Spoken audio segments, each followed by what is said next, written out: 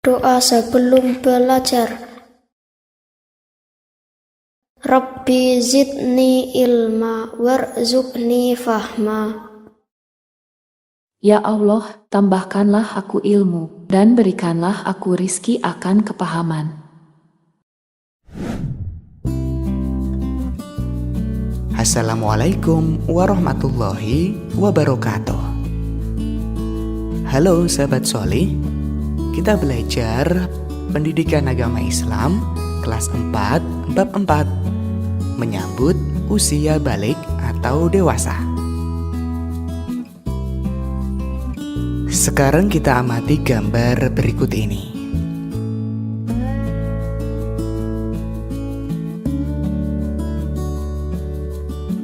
Gambar ini merupakan gambar perkembangan manusia dari kecil sampai dengan dewasa. Bagaimana perubahan tubuh kalian sejak kelas 1 sampai dengan kelas 4? Tentunya kalian mengalami perubahan pada badan dan mental sesuai dengan perkembangan usia. Nah, kita akan belajar tentang tahap perkembangan usia yang sangat penting, sebab berhubungan dengan kewajiban menjalankan syariat agama, yaitu usia balik atau dewasa.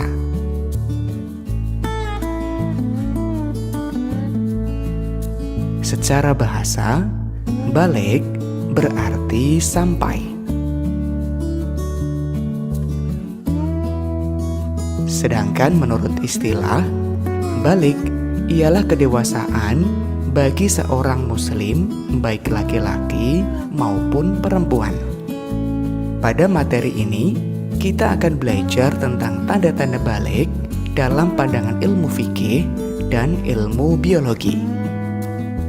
Pandangan ilmu fikih merupakan hasil kajian para ulama fikih, sedangkan ilmu biologi adalah hasil penelitian para ilmuwan yang menekuni bidang biologi. Kedua pandangan ilmu ini saling melengkapi dan keduanya bersumber dari ilmu Allah. Pada subbab yang pertama, kita belajar tentang tanda-tanda usia balik atau dewasa menurut ilmu fikih. Apakah kalian telah mengetahui tanda-tanda balik menurut fikih? Apakah ada perbedaan antara laki-laki dan perempuan? Sebelumnya, kita harus tahu tentang fikih.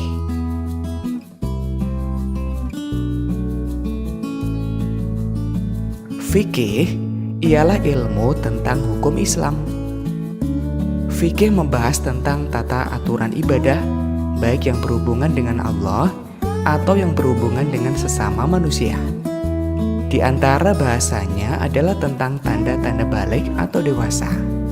Sahabat Sholih, tanda-tanda balik terjadi pada anak laki-laki dan perempuan.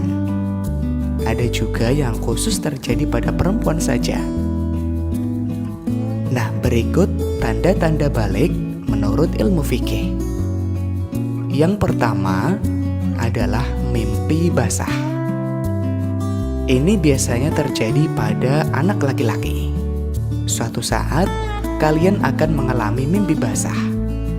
Biasanya terjadi ketika usia kalian 9 tahun atau lebih.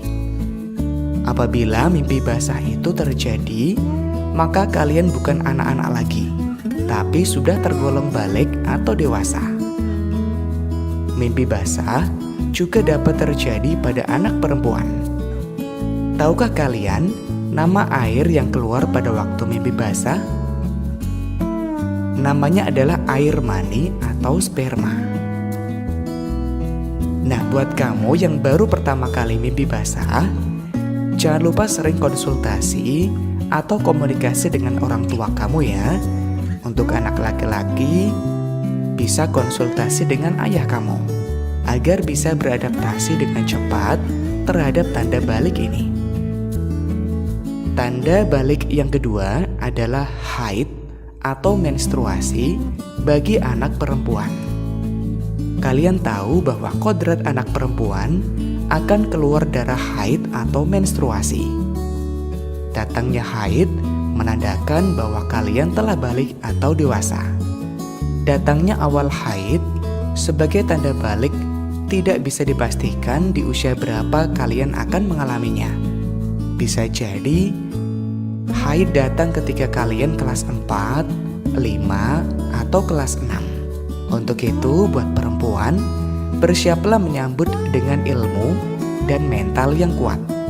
Jangan lupa, sering konsultasi atau komunikasi dengan ibu kamu, agar bisa beradaptasi dengan cepat terhadap tanda balik ini. Tanda balik berikutnya adalah berumur 15 tahun.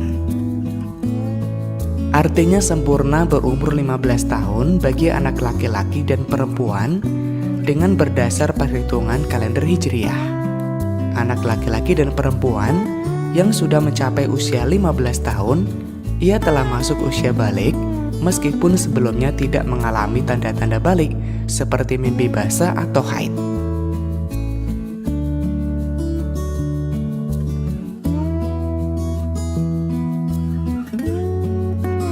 Kewajiban mandi bagi yang berhadas besar.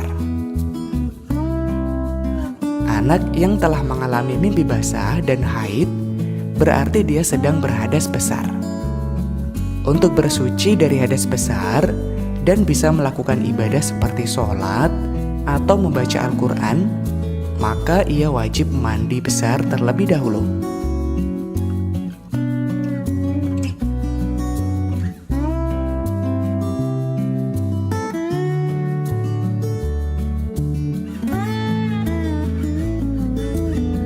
Nah, berikut tata cara mandi besar atau mandi wajib. Tata cara mandi besar yang pertama adalah niat mandi besar. Kedua, mencuci kedua telapak tangan sebanyak 3 kali.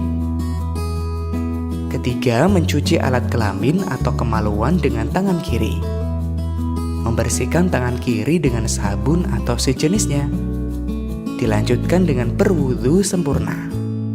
Selanjutnya menyela-nyela rambut kepala dengan air atau menyiram kepala dengan air sebanyak 3 kali hingga ke pangkal rambut. Menuangkan air ke seluruh anggota badan, kemudian membasuh kaki. Niat mandi wajib dilakukan dalam hati pada awal basuhan anggota badan.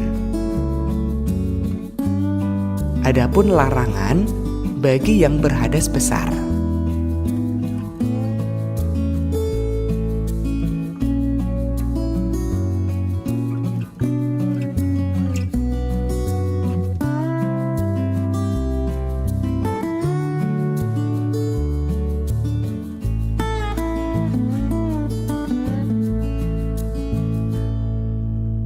Saat berhadas besar, kamu dilarang yang pertama sholat, sujud tilawah, dan sujud syukur. Kedua, membaca, menyentuh, dan membawa Al-Quran. Dilarang tawaf, dan dilarang berdiam di masjid. Demikian tanda-tanda balik menurut ilmu fikih. Sampai jumpa di materi subah berikutnya. Semoga bermanfaat.